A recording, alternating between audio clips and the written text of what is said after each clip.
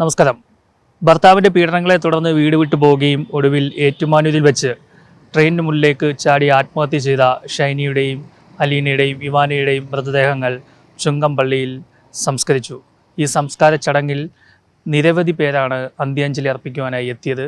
ചുങ്കത്തെ ഭർത്താവിൻ്റെ വീട്ടിലേക്ക് ആരും തന്നെ എത്തിയില്ല. ഏറ്റുമാനൂരിൽ നിന്നും ഭർത്തൃ വീട്ടിലേക്ക് ഈ മൃതദേഹങ്ങൾ കൊണ്ടുപോയിരുന്നു.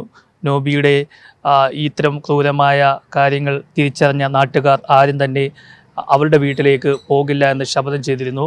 തുടർന്ന് അവരെല്ലാവരും എത്തിയത് ചുങ്കത്തെ പള്ളിയിലേക്കായിരുന്നു. പള്ളിയിൽ നടന്ന സംസ്കാര ചടങ്ങിൽ നിരവധി പേരാണ് പങ്കെടുത്തത്.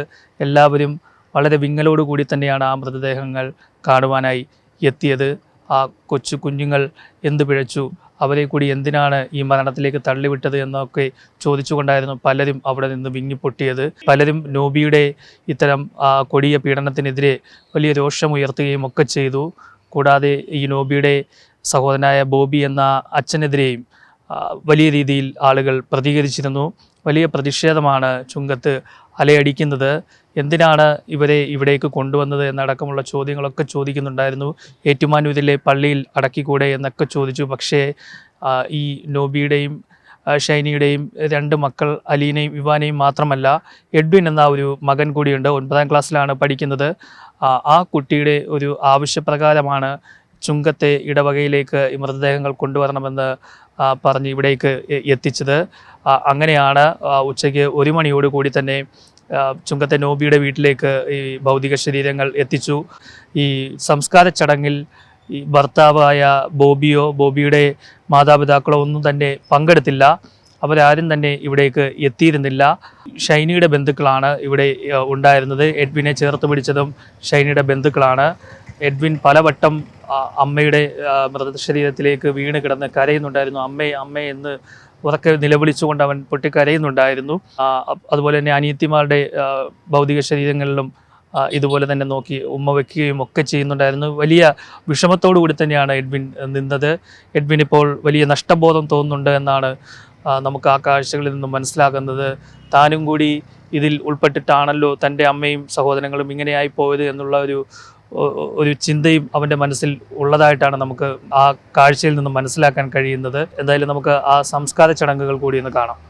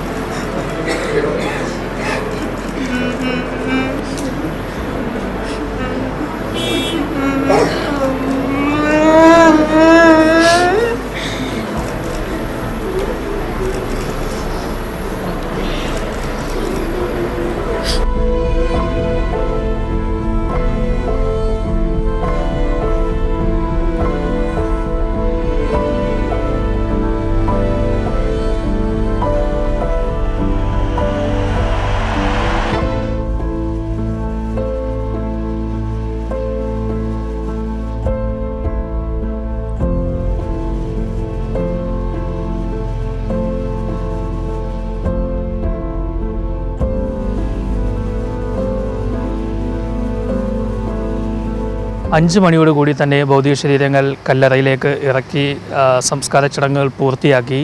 ഒരു കല്ലറയിൽ ഷൈനിയുടെ ഭൗതിക ശരീരവും മറ്റൊരു കല്ലറയിൽ അലീനയുടെയും ഇവാനയുടെയും ഭൗതിക ശരീരങ്ങളും ഇറക്കി വെച്ചാണ് ഈ സംസ്കാര ചടങ്ങുകൾ പൂർത്തിയാക്കിയത്.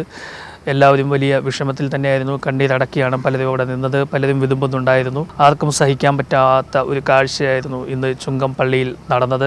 ഷൈനി നാട്ടുകാർക്കൊക്കെ വളരെയധികം പ്രിയപ്പെട്ടവളായിരുന്നു.